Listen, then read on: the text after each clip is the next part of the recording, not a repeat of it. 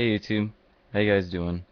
Um, I'm going to be doing a new version of the cricket noise video that I did, and I deleted that video because it wasn't as clear as I wanted it to be, and I didn't know if my mic could handle the whistle, but I experimented after a while, and um, I found the right volume to not make it too fuzzy or too soft.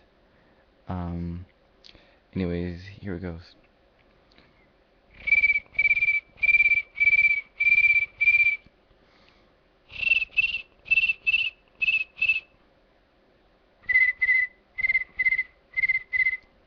There you have it.